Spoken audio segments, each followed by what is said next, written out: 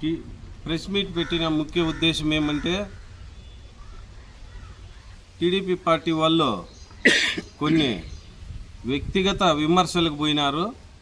ఏదన్నా డెవలప్మెంట్ గురించి మాట్లాడదామంటే అది మంచిదే, కానీ ఫస్ట్ మీరు వ్యక్తిగత విమర్శలు చేసేసి ఇంకా మాట్లాడకూడదని మేము ఇతూ చెప్తున్నాము అని అంటారు.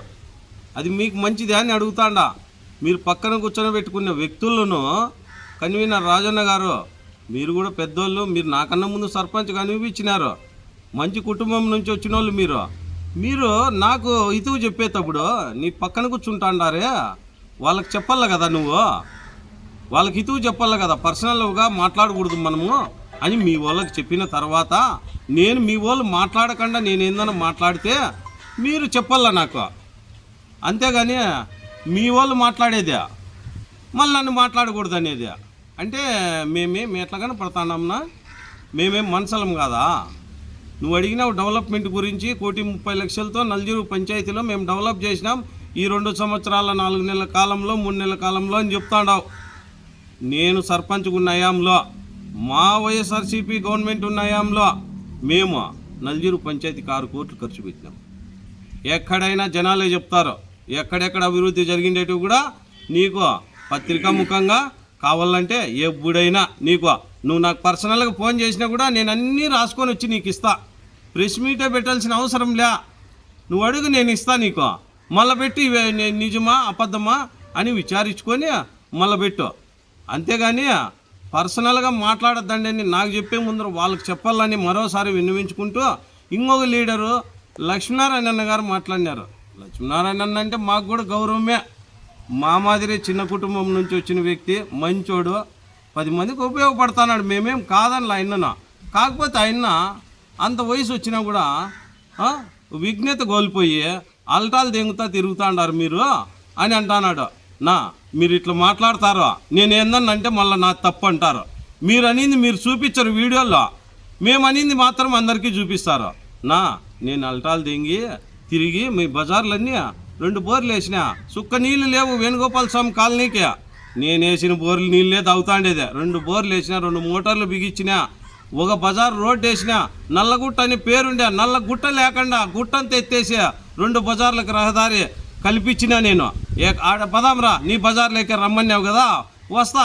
ఎవరు రమణారెడ్డి ఇంటి పక్కన ఉండే గుట్ట క్లీన్ చేసి ఉండేది ఎవరు అని అడుగుదామా? ఎవరు అనేది ఆ బజార్ వాళ్ళే చెప్తారు. ఇంకా ఆ పక్క వెంకటరమణ పూలుకుంటే వెంకటరమణ వాళ్ళ ఇంటి పక్కన రోడ్డు ఉంది, సిమెంట్ రోడ్డు, అది కూడా గుట్టే ఉన్నింది, అది కూడా క్లీన్ చేసి నేను సిమెంట్ రోడ్డు వేసినది. అది ఎవరు వేసినారని కూడా అడుగుదాంరా. నేను కొన్ని చేసింటా, మీరు కొన్ని చేసింటారా. నేను అడుగుతాండి ఏంది పాలపాటి దీని గురించి మాట్లాడినా ఆ రోజు. నేను ఇంకా పాలపాటి దీని గురించి మాట్లాడినా. మీరు ఏందేందో మీరు ప్రతి బజార్ది చెప్పమంటే ప్రతి బజార్ది ఒక రోజు బహిరంగంగా కూర్చుందాము. మీరు చేసిండేటివి చెప్పండి, నేను చేసిండేటివి చెప్తా, అంతేగాని పర్సనల్ అటాక్ చేయకూడదు. మీరు కూడా అల్టాలు తెంగకుండా చూడండి, అవి నేను వేసినానా లేదా అనేది అడగండి, మీరు చెప్తారు, సరేనా? ఇంకోటి, మావన్న కొడుకు కొన్ని చెప్పి పంపించినావు నువ్వు, ఎందుకంటే ఏదో నీ వ్యక్తిగత కారణాలతో నువ్వు ప్రెస్ మీట్ పెట్టలేకపోవడము బాధాకరము. పిల్లోని పంపించినావు. నువ్వు ఏం మాట్లాడుతున్నాడు పిల్లోడు? మోటార్ల గురించి మాట్లాడుతున్నాడు పిల్లోడు.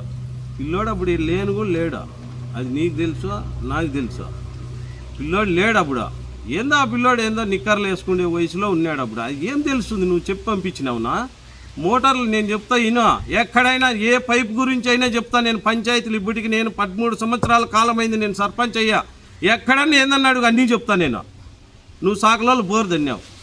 సాకలోళ్ళు బోర్ కరెంటు లేకుండా ఉంటే మేమే బోరేసింది సాకలోళ్ళకు. మోటార్ బిగించిన నేనే.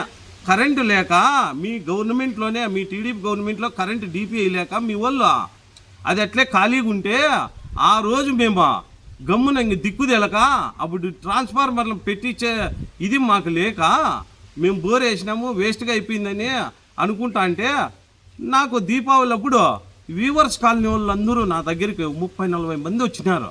వచ్చి బోర్ వేయలేరు అవి ఇట్లా మాకు చాలా నీళ్ళు ఇబ్బందిగా ఉందంటే ఇటుకు బట్టి శ్రీరాములన్న వాళ్ళ దానికాడ బోర్ వేసినాము. దీపావళికి 2 రోజుల ముందు బోర్ వేసినాము. బోర్ వేస్తానే మోటార్ గాళ్ళు అన్నారు. మోటార్ గాళ్ళు అంటే ఆలోచించినాం. అడిగినా నేను అందరినీ, అన్న ఆడ ఒకటి ఖాళీగా ఉంది, మీరందరూ సమ్మతిస్తే పోయి ఆ బోర్ మోటార్ తీసుకొని వద్దాము, దీనికి బిగిద్దాము, మన కాలనీకి ఇబ్బంది లేకుండా ఉంటుంది, పదామన్నా అన్నాం. సరేలే అన్నారు. అందరూ వచ్చినారు, వీవర్స్ కాలనీ వాళ్ళు చాలా వరకు వచ్చినారు. ఆ ఫోటోలు కూడా ఉన్నాయి నా దగ్గర, ఎవరెవరు వచ్చినారు అనేది కూడా ఫోటో తీసినాను నేను. ఆడ మోటారు ఎత్తి వీటికి ఎత్తకొచ్చి వాళ్ళ సమక్షంలోనే ఏడు దింపినా. ఇంకోటి సాదిమల్కాడు బోర్ అన్నావు. సాదిమల్కాడు బోర్ 12 పైపులు ఉండే, మోటార్ తరుంగా కండపోతే ఆ బోర్లో నీళ్లు లేకుండా పోతే ఆ 12 పైపులను మేము 6-2 దింపినామా. 12 పైపులే ఉన్నింది ఆడ. అది ఆటికి అయిపోయినా. ఇంకోటి ఏమడిగినాడు నీ కొడుకు, హై స్కూల్లో బోరు అన్నాడు. హై స్కూల్లో నేనైనా పొద్దు, నువ్వు దిగినా పొద్దు, బోరు మోటరే లేదు, ఉత్త బోరు ఉండే. అది కూడా ఎవరు వేసిండేదా? కదిగుంట ప్రసాద్ అన్నే వేసిండేది బోర్. అది ఖాళీకి పెట్టినావు నువ్వు బోర్ దాన్ని. నేను వస్తానే, ఇప్పుడుండే తిరుపాల నాయకే ఉండేది ఎంఈఓ, అడుగు కాళ్ళంటే. నేను కొత్త మోటార్ కొత్త పైపులు దించి సార్కి ఇట్లా బీగాలు ఇచ్చిన స్టార్టర్ నేను, మీరు ఇడుచుకోండి బడికనే, అడుగు కాళ్ళంటే ఆయన పిలిచి ఈ 3 మోటార్లతో నీళ్లు తోలినాను అని చెప్తాడావు. ఒక రోజుకు 100 ట్యాంకర్లు తోలినా నేను. అడుగు ఊర్లో వాళ్ళే మీరు ఇట్లా మాట్లాడితే చీదరించుకుంటారు. నా పిల్లోనికి చెప్పు నా కొన్ని. నేను ప్రసాద్ అన్న గేటుతాను ఉన్నాను, నాకు చెక్ పవర్ పీకేసినప్పుడు అని చెప్తాన్నాడు పిల్లోడు. నో, ప్రసాద్ అన్న పిలిచింటే నేను బీనానా, నా అవసరానికి నేను బీనానని ప్రసాద్ అన్నకు నాకు తెలుసు. దానికి నువ్వు చెప్పాల్సిన పనిలా. నువ్వు ఒకనాడు ఫోన్ చేసింటివి నాకు, నువ్వు టీడీపీలో చేరిన కొత్తలోనే 1వ రోజో 2వ రోజో చేసింటివి నాకు. ఏమన్నా ఫస్ట్ నా పొద్దునేమ్మా నువ్వు జెడ్పీటీసీ టికెట్ అడిగినాను, నాకు ఎంపీటీసీ ఇస్తానంటున్నాడు, నాకు వద్దంటే నువ్వు ఏడ కూర్చో అన్నాడు. సమయ అట్లా కారు వేసుకొని రా సమయం, నేను వచ్చేస్తాను, బయటికి పరిగెత్తుకుంటూ వచ్చేస్తా, అట్లా కార్లో కూర్చుంటా సమయాన్ని నువ్వు ఏడుస్తా చేసిండేదే. నువ్వు పిల్లోనికి చెప్పలేదన్నా, ఇది కూడా చెప్పమని నువ్వు చెప్పలేదేమన్నా? అది కూడా నువ్వు చెప్పకుండా మాది మాత్రం చెప్పి పంపించి నీది చెప్పొద్దేమన్నా? మళ్ళీ ఇంకోటి నెంబర్లు కూడా పెట్టుకోలేరు అని అంటాడు. ఒక పార్టీలో ఇప్పుడు నేను మండల కన్వీనరే ఉండొచ్చు, నేను కూడా ఒకనే పెట్టలేను. నేను పార్టీ అందరూ కూర్చొని అందరం చర్చించుకొని ఎవరు బజార్లో వాళ్ళని అందరినీ అడిగి పెట్టేదే. ఇప్పుడు 5వ వార్డులో మేకల రవణమ్మని ఉంది, నిన్ను చూసి నిలబడింది అమ్మ. నన్ను చూసి నేను మా అక్కని అడుక్కుంటే నిలబడిండేది. ఇంకోటి కూడా అడుగుతాను మావున్నా, నవీసా ఉన్న మా అన్న సొంతం నా దగ్గర పుట్టకపోయినా నాకు మా అన్న ఎప్పటికీ మా అన్న నాకు కష్టకాలంలో అండున్న వ్యక్తి మా అన్న అయిపోయి నవీసా ఉన్న. నువ్వు పోయి అడిగితే ఆయన నిలవల్లా, నేను పోయి అడుక్కుంటే ఆయన నిలబడిండేది. ఆయన జీవితకాలము ఆయనకు రుణపడి ఉండా నేను, ఇప్పి నవీసావన్నకి రుణపడి ఉండా నేను. నువ్వు అది పెట్టిండేది ఈడ ఈ బజార్లో వేణుగోపాల్ స్వామి కాలనీలో నెంబర్ ఎవరు నా పెట్టిండేది? కాదరులు మామ పెట్టిండేది, బోనాలు కాదరులు మామ పెట్టిండేది. ఈ వర్ష కాలనీలు ఎవరు పెట్టిండేది నెంబర్ తెలుసునా? భాస్కర్నా. మేము మాకుండే విశ్వాసంతో మేము పెట్టుకోండేది. నువ్వు కూడా 1, 2 నువ్వు కూడా పార్టీ పెద్దగా ఉన్నావు, నువ్వు కూడా పెద్దోడు. మా ఆయన చెప్పేది ఇందా, మా ఆయన కూడా 2, 3 చెప్తా అంటే మా ఆయన మాట కూడా ఆలకిద్దామనే ఉద్దేశంతో మేము కూడా ఒప్పుకుంటాము. ఆ పొద్దు ఒప్పుకుంటాము. ఏదైనా కానీ కొత్తగా పార్టీ వచ్చినప్పుడు నిలబడేకి భయపడతారు. మనము ఇదే గీతా మందిరంలో నీ కొడుకు పెట్టినాడు కదనా, అదే గీతా మందిరంలో మనం అందరము కార్యకర్తల మీటింగ్ పెట్టాం. కార్యకర్తల మీటింగ్ పెట్టినప్పుడు ఏం చెప్పినారు? నిన్నుండు నాన్నం మేము. అయ్యో స్వామి నాకు పై కూడా ఆరలా, వద్దు స్వామి 2 సార్లు అంటే చాలా ఇబ్బంది అవుతుంది, గెలిచలేము, నువ్వు ఉండు అన్నావు. అందరూ నన్ను ఉండమన్నారు. నాకు వద్దున్నా, నేను రేపు పొద్దున్న నేను వేరే దానికి పోతాను, నాకు వద్దున్నా, నేను పిల్లోని సర్పంచ్గా నాకు వద్దున్నా అన్నా. నాకు బలవంతం చేసి వైఎస్ఆర్ పార్టీ కార్యకర్తలందరూ ఎవరూ లేకుండా పోతే ఇబ్బంది అవుతుందనే ఉద్దేశంతో అందరూ నాకు పెద్ద మనుషులు అందరూ నువ్వు ఉండు రవి అంటే ఆ రోజు నేను లేచి అన్న మీ అందరి కోరిక మేరకు నేను ఉంటా, నా తాను డబ్బులు లేదు, 2-3 రోజులు డబ్బులు చూసుకుంటాను, ఆ తర్వాత మనం ప్రచారానికి పోదామని నేను ఆడ కళ్ళ నీళ్లు పెట్టుకొని చెప్పినప్పుడు కార్యకర్తలంతా మేము ఉన్నాం, నువ్వు భయపడదు, మా పనులు పార్టిసిపేట్ చేస్తామన్నారు. నీ ఒక్కంతోనే గెలుపు సాధ్యమవుతుందేమన్నా? మొత్తం వైఎస్ఆర్ కాంగ్రెస్ పార్టీ కార్యకర్తలు, నాయకులు, పల్లెల్లో ఉండే వాళ్ళంతా నాకు సహాయం చేసి, టౌన్లో ఉండే వాళ్ళంతా నాకు సహాయం చేసి, టౌన్లో కూడా 20 ఓట్లు మెజార్టీ వచ్చినాయి నాకు. నువ్వు అన్నా, నువ్వు నీ కొడుకు నీ చెప్తానని నువ్వు చెప్పలేదన్నా, నేను ఓడిపోయినానని నువ్వు మధ్యలో లేచి వెళ్ళిపి ఇంట్లో పండుకునేవు నువ్వు. అది చెప్పలేదన్నా నువ్వు నీ కొడుకు నువ్వు మధ్యలో లేచి వెళ్ళిపోయిండేదా నేను నా తమ్ముడు మాత్రం ఉండామన్నా లోపల వాళ్ళు 20 మంది ఉండారన్నాడా ఎవరన్నా ఉండారేమో చెప్పున్నా ఎవరు లేరు నువ్వు కూడా లేవు నేను ఓడిపోయినా నన్ను వెళ్ళిపోయినావు నువ్వు మా ధైర్యంతో మా గుండె ధైర్యంతో మేము నిలబడుకొని మేము ఆడ డిక్లరేషన్ ఫామ్ తీసుకొని వచ్చిండేది మేము నువ్వు లేవు అప్పుడు మళ్ళీ వచ్చిండేది నువ్వు మేము గెలిచినామని చెప్పిన తర్వాత నువ్వు వచ్చిండేది అది నీ కుటీల బుద్ధికి నీ నీచ రాజకీయానికి అది ఒకటి ఉదాహరణ నువ్వు ఏం చేసినావు మాకు అనేదానికి ఉదాహరణ నా ఇంకోటి నా నెంబర్లు పెట్టలేము అని అన్నావు నువ్వు నిలబడి నా పొద్దు నెంబర్లో మా మామ నరసింహుల నాయుడు నీకు రాజకీయ అవగాహన లేదు నువ్వు రాజకీయ నాయకునివి కాదు మా మామ నరసింహుల నాయుడు మా మామ నరసింహారెడ్డి మా మామ వెంకటరెడ్డి ఇట్లా మా ఊర్లో మా మామ శివారెడ్డి ఇట్లా వాళ్ళంతా ఉప సర్పంచ్ శివారెడ్డి ఇట్లా వాళ్ళంతా మా కమ్మోరుపల్లి సూర్యనారాయణ రెడ్డి ఇట్లా మా మామగారు నా బంధువర్గము మా మామగారు అంతా కలిసి మా పార్టీకి కాంగ్రెస్ పార్టీకి ఆ రోజు పెద్దగా ఉన్నాడు ఆయన నరసింహ నాయుడు పెద్ద ఆయన అని పిలుచుకుంటాం మా మామను అట్లా ఓడు నీకు రాజకీయ భిక్ష పెట్టినాడు వాళ్ళ ఆపొద్దు నెంబర్లు పెట్టుకొని నువ్వు నిలబడిందివా అట్లా ప్రతి ఒక్కరూ నిలబడేటప్పుడు కొత్తగా అందరూ సహకరిస్తేనే అయ్యేది నువ్వు సహకరించింటావు నీకు మేము 2 సార్లు సహకరించినాం జెడ్పీటీసీకి నువ్వు ఓడిపోయినావు మూలాన్నకు టికెట్ ఇచ్చినారు అందరూ మేము కూడా మూలాన్ని వెనకబడి పోదాం అనుకున్నాం నన్ను మా వాడిని పిలిచినావు నా తమ్ముని ప్రవీణ్ ఏడిచినావు నువ్వు ఇంట్లో ఏడుంటివి అప్పుడు ఢిల్లీ వాళ్ళ ఇంట్లో ఉంటివి పిలిచి ఏడిstiవి నేను మీరు వెళ్ళిపోతే ఎట్లా సమ్మె మీరు బావా చేయకట్లే కదా నాకు కూడా మీరు బిడ్లో ఎట్లా సమ్మె నువ్వు వెళ్ళిపోతే మీరు కూడా పోతే నాకు ఎవరు సమ్మె అంటివి ఏడిstiవి మాకు ఆ రాజకీయం మేము లేకుంటే పని మా ఇన్న కాలం మా వాడిని అనుకుంటాం నీ వెనకబడి ఉన్నాం ప్రమాణం చేయండి ఇది తప్పని నీ వెనకబడే ఉంటాం మేము ఆ పొద్దు అంజినప్పుడు నీ వెనకబడి ఉన్నాడు ఈ పొద్దు అంజినప్పుడు నీ వెనకబడి ఉన్నాడు ఆయన కూడా గుర్తుపెట్టుకో పాపమ ఆయన కూడా అన్యాయం జరగకుండా చూసుకో మేము ఉన్నాం ఆ పొద్దు కాంగ్రెస్ పార్టీ అంతా వైపు పోతే నీ వెనకబడి నిలిస్తేమే మళ్ళీ నీకు టికెట్ వచ్చేదానికి మేము కూడా దోహదపడితే మూలన్నకు అన్యాయం జరిగే పాపం ఆయనకు అన్యాయం జరిగా నువ్వేమో ఆ గాల్లో ఆ జెడ్పీటీసీ ఓడిపోయినారు పాపం ఏడుస్తున్నాడని అందరికీ చెప్పి ఓట్లు వేసి నేనైనా ఏడ్చేదే నువ్వైనా ఏడ్చేదే అందరం ఒకటే పర్సనల్ వద్దున్నా ఏంటికి నా పిల్లోనికి చెప్పున్నా నువ్వు మాట్లాడిన ఏందన్నా ఉంటే నీకు తెలుసు ఆ పిల్లోనికి ఏం తెలుస్తుందినా ముందు నా సిమెంట్ దన్నా నా సిమెంటు మా కథ ఉండిన్నా ఒకవేళ నువ్వు మమ్మల్ని దొంగలు రైతులంతా దొంగలు అని చెప్పినావు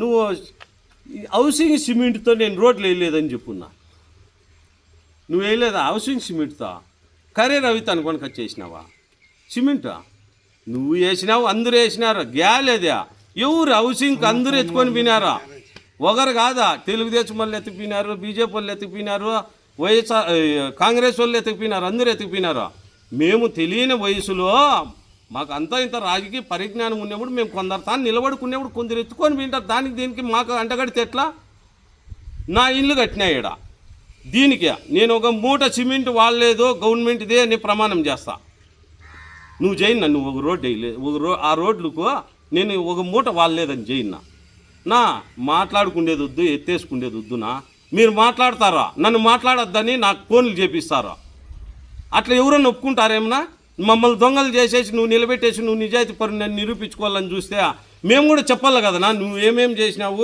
ఏమనేది మేము కూడా చెప్పాలి కదా నీళ్ళ గురించి చెప్పినాడు నేను బావాజీ 3 మోటార్లు డ్యామేజ్ జరిగినాయి ఎత్తకపోయి అమ్మేసినాడు రవేనా దానితో 3 ట్రిప్పులు తోలొచ్చు కరెంట్ ఇవి నీళ్ళు అన్నాడు నా ₹1 కోటి నేను ఖర్చు పెట్టిండేది నల్లజీరు వాళ్ళని ఎవరు నన్ను అడిగి రా బస్మన్న కట్టకాడికి పోదామా ఎవరైనా సరే బీదోళ్ళకి అందరికీ దున్నిచ్చిన ఫ్రీగా 40 లక్షలు పెట్టి దున్నిచ్చిన భూమిలో ఎక్కడన్నా ఉంది చరిత్రలో ఇండియాలో లేదా ఫ్రీ వ్యవసాయం పెట్టినా నా యోగ్యతకు ఒక సాధారణ రైతు కుటుంబం నుంచి వచ్చినోడు ఒక బీద రైతు ఫ్రీగా సేద్యం పెట్టినా ఫ్రీగా నీళ్లు పెట్టినా ఎన్నాళ్ళు తోలినా తెలుసునా ఎనమలాలపల్లె నేను ఊర్లోకి పోదాంపా చూసుబా 6 నీళ్ళు పెట్టినా నేను ట్రాక్టర్ ఆడా మీరు తోలుకోండి నేను పులిమలపల్లికి పోదాంపా పట్రోలపల్లికి పోదాంపా నీళ్ళ ట్యాంకర్లు రాలేదని చెప్పుదాము ఏడన్నా కానీ నీకు అధికార బలం ఉంది ఇప్పుడు నీకు భయపడి కొందరు చెప్పలేకపోవచ్చు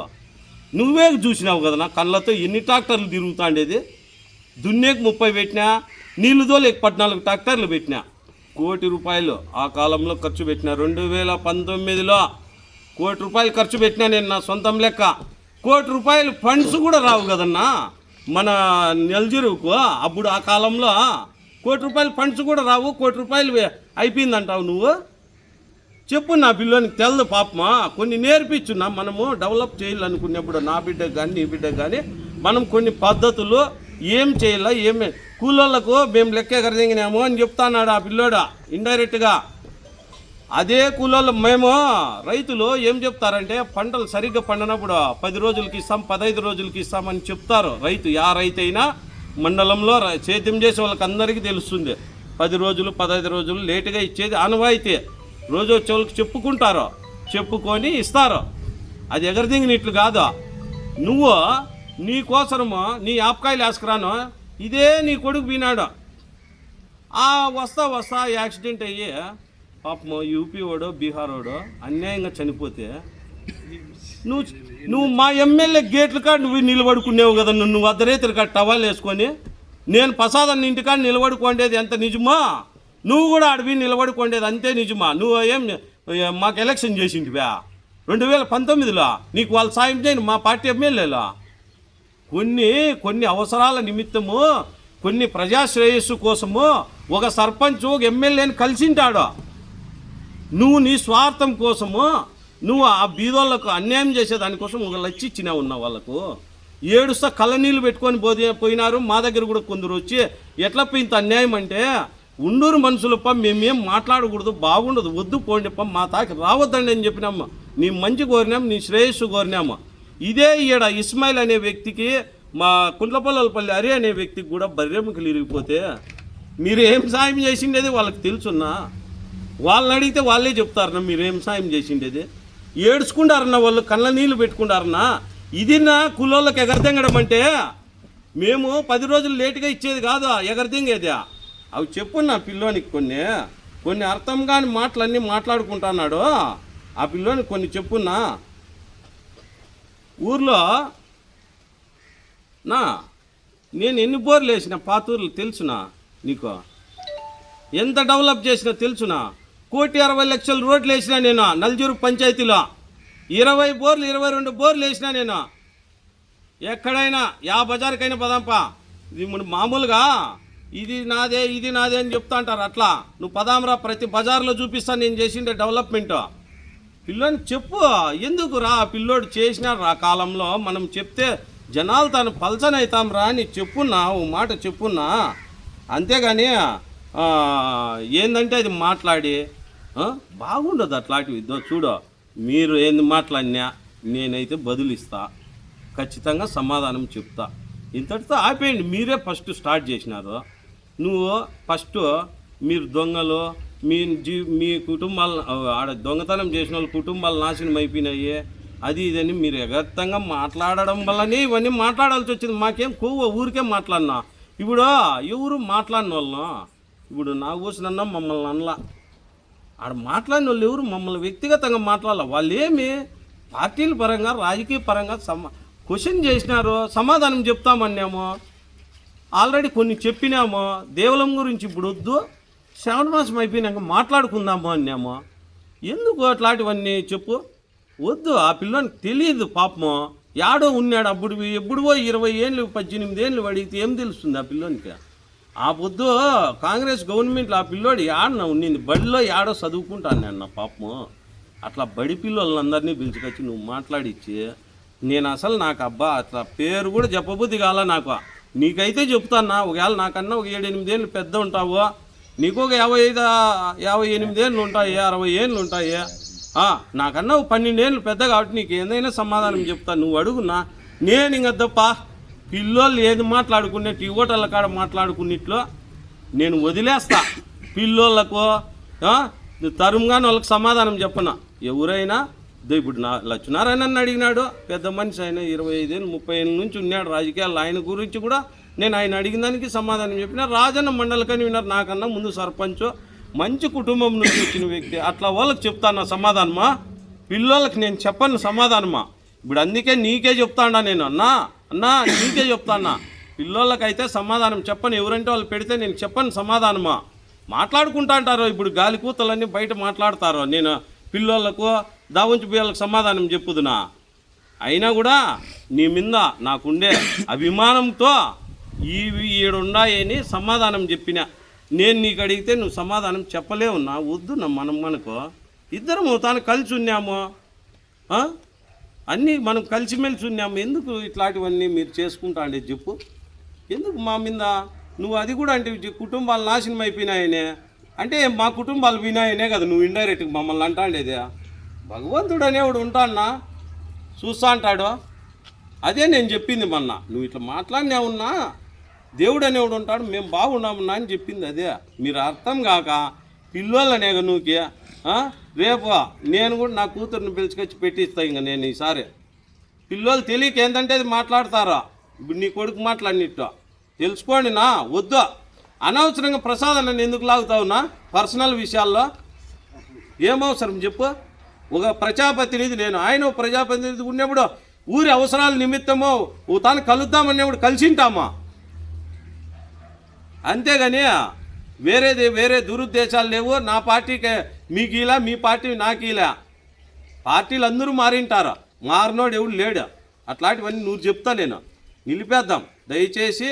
నేను ఈ మీడియా ముఖంగా కోరుకుంటా ఉండేది, నేను పిల్లోళ్ళకు సమాధానం చెప్పను. ఎవరైనా వ్యక్తిగత విషయాలు మాట్లాడితే నేను కూడా వాళ్ళ వ్యక్తిగత విషయాలు మాట్లాడతానని శుభాముఖంగా తెలియజేసుకుంటూ ఈ అవకాశం ఇచ్చిన నల్లజీరు వైఎస్ఆర్సీపీ కుటుంబ సభ్యులందరికీ ధన్యవాదాలు తెలుపుకుంటున్నాను.